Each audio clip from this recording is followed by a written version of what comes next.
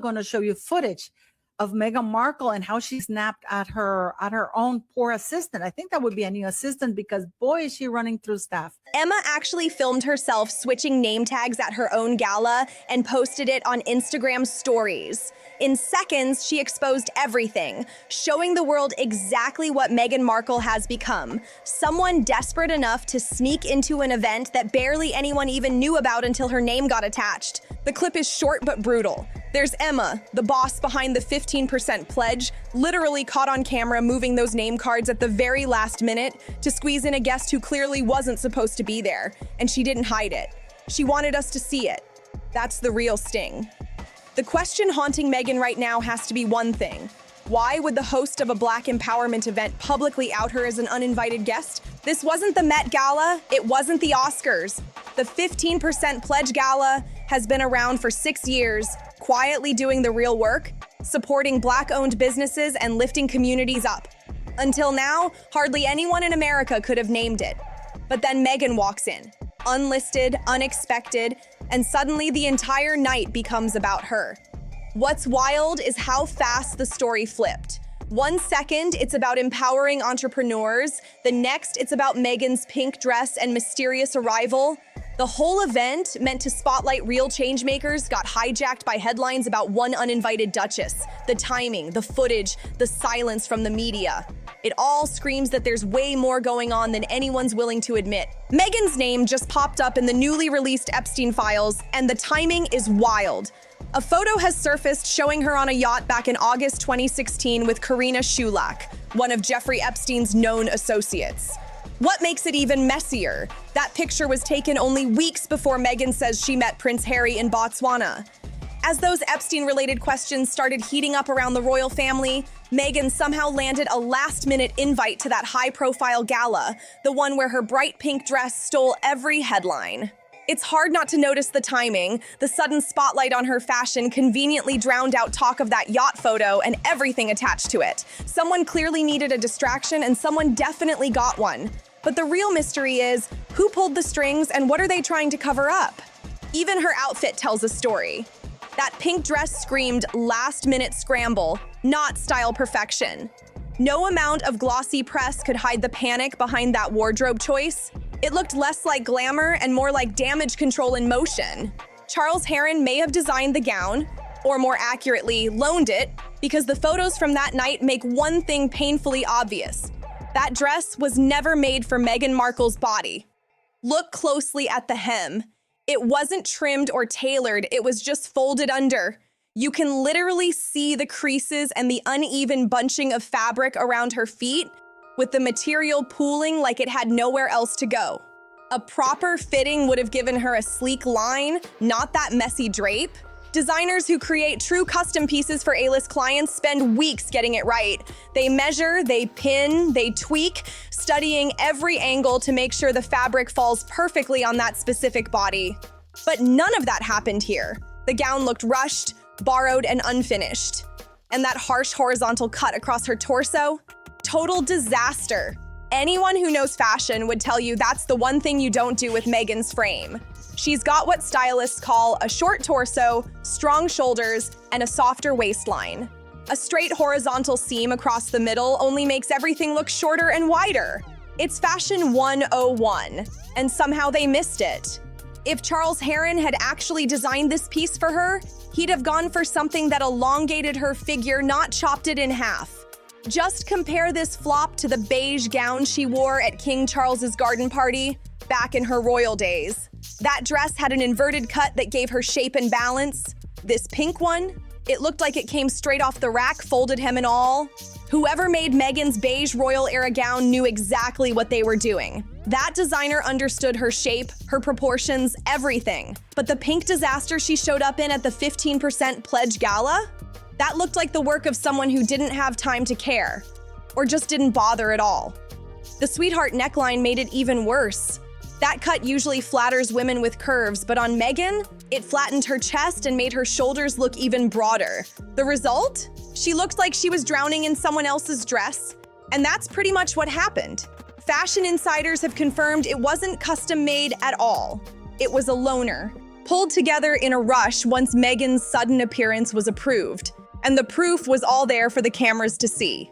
Custom gowns are supposed to arrive spotless, pressed, steamed, treated like works of art. But Meghan's pink gown, it looked like it had been yanked out of a garment bag mid-car ride. The wrinkles, the bunched fabric around her waist, and the uneven seams told their own story. This wasn't a labor of love, it was a panic fix. You could practically feel the detachment in the craftsmanship. The dress screamed, "This isn't my problem after tonight." And for Charles Heron, that's exactly what it was when he got to say he dressed a duchess, even if he dressed her like someone he never planned to deal with again. The moment that had everyone whispering at the gala wasn't even about Meghan's dress. It was what was happening beneath it. Guests couldn't stop talking about how her toes were literally hanging over the edge of her open-toe sandals, almost brushing the floor with every step she took. Meghan Markle, truly, and I don't mean this in a nasty way, she does have a SpongeBob kind of body because she has wide shoulders, short trunk, thick trunk. She doesn't really have a waist. She has short legs and she has no butt and no breasts. Multiple people brought it up during the night, and before long, the photos were all over social media. Within hours, the question was everywhere. Why does she keep doing this? Open-toe heels with a formal gown are a risky move. And for someone trying to project elegance, it's a styling choice that rarely works. It instantly cheapens even the priciest look, and red carpet stylists know this rule by heart. When you're wrapped in thousands of dollars worth of couture, the shoes should elevate the outfit, not make it look like you wandered in from a beach party. And these sandals didn't just clash, they fought the gown. Her toes hung forward, the fabric at the hem was folded instead of tailored, and the whole effect drew every camera lens downward. The rushed fold at the bottom of the dress created a harsh visual line that pointed straight to her feet, and the photographers caught it all. Every crease, every awkward tug, every off-balance step. By the time she made her way across the room, it was clear the look was falling apart in real time. The gown lost its shape, the hem bunched up, and the shoes stole attention for all the wrong reasons. Any sharp stylist would have fixed that instantly, close the toes, clean the hem, and protect the entire line of the gown. Instead, Meghan ended up with a headline moment no one would envy. This is Fashion 101, the kind of thing every stylist working with celebrities just knows. Yet somehow, Meghan keeps breaking these rules. At this point, it's hard not to wonder, does she even have a stylist she trusts? Or does she just ignore every bit of advice she's given? Either way, it doesn't exactly scream great judgment. Those open-toe sandals have practically become her trademark, and not in a flattering way. She wears them everywhere, from high-end galas to casual outings, like she's completely unfazed by how awkward they look in photos. People have tried to justify it. Some say it's about comfort, others claim she's just stubborn and wears what she likes, but the truth is simple. Those shoes have never worked for her, and somehow she keeps doubling down. If anyone around her genuinely cared about her public image, they would have stepped in ages ago. A real stylist, someone with authority and taste, would have pulled those shoes out of her rotation immediately. The fact that this fashion misstep keeps repeating says a lot. Either there's no one bold enough to tell her no, or Meghan's made it clear she doesn't take correction when it comes to her personal style. And based on what's been seen and heard about how she handles people in her orbit, that second explanation feels way more believable. The tension between Meghan and Emma Grede on the red carpet hinted at exactly that. Their brief exchange revealed more than either woman probably wanted the world to see, a moment that peeled back the polished image and showed how icy things might really be behind the smiles. Body language analysts who broke down the footage spotted the tension instantly. It was a full-on power struggle, two women trying to control the same moment. When Meghan reached out to subtly move Emma for the cameras, the shift was small but impossible to miss. Emma's reaction said everything. She pulled away, cool and deliberate, reclaiming her space without a word. You could almost feel the chill in that instant. Meghan tried to guide her like she was directing a photo shoot, but Emma wasn't having it. This was her event, her brand, her spotlight, and she wasn't about to let a last-minute guest call the shots. That tiny move turned into a silent standoff, a reminder of who actually held the power in that room. What unfolded wasn't friendship, say it was competition. Hollywood alliances are built on mutual benefit, not loyalty, and this pairing fit that mold perfectly. Emma needed Meghan because a duchess guarantees media coverage, while Meghan needed Emma because her own invitations to elite events have nearly dried up. Both women had something to gain, and both looked like they couldn't wait for it to be over. Insiders close to the scene say their dynamic has always been strictly business. They worked together on that painfully awkward podcast episode last year, the one where Meghan bragged about doing a baby mama dance, leaving listeners squirming. Emma went along with it back then because it suited her goals, but warmth, real friendship, there's zero sign of it now. The footage from the gala made that clearer than ever. Polite smiles on the surface, but underneath, pure, calculated rivalry. What made that red carpet moment so explosive was how obviously both women were battling for control. Meghan kept trying to steer things, shifting her body, angling herself toward the cameras, subtly trying to position Emma beside her just right. But Emma wasn't playing along. She stood her ground, refusing to be treated like an extra at her own event. Neither one was backing down, and it showed in every tense movement and tight smile. There was no mistaking the vibe, two women determined to dominate the same spotlight. The footage captured it perfectly. Meghan using physical gestures to command attention, Emma responding with quiet defiance. Neither was willing to yield, and neither could hide the irritation simmering beneath the surface. That clip is now immortalized online, studied frame by people who've learned to decode Meghan's behavior the moment she thinks the cameras aren't supposed to catch her true reactions. This wasn't friendship. This was a silent showdown. Two women, both convinced they were the alpha in the room, forced to share space out of sheer mutual convenience. You could see it in their body language. Polished smiles masking a power play that was impossible to miss. And then came the moment everyone's talking about, when an assistant tried to smooth out Meghan's wrinkled gown. The poor woman was just doing her job, trying to fix the crumpled fabric before the cameras clicked. But Meghan's response? Ice cold. Her jaw clenched, her eyes hardened, and her hand came down in a sharp motion that practically said, "Don't touch me." Witnesses said the tension was so thick, people nearby whispered about it for the rest of the night. The look on the assistant's face said it all, a mix of confusion and hurt. She hadn't done anything wrong. She was just doing her job like any trained handler would, stepping in to fix a last-minute wardrobe issue. But Meghan's silent reaction, the cold, dismissive glare, shut her down completely.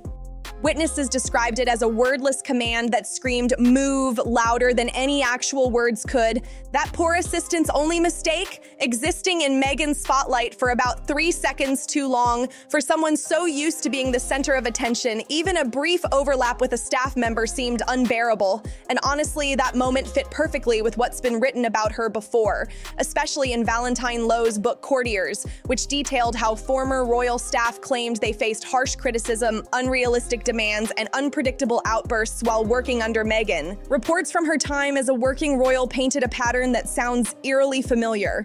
Tension, control, and chaos just beneath the polished exterior. And it's not just the palace years either.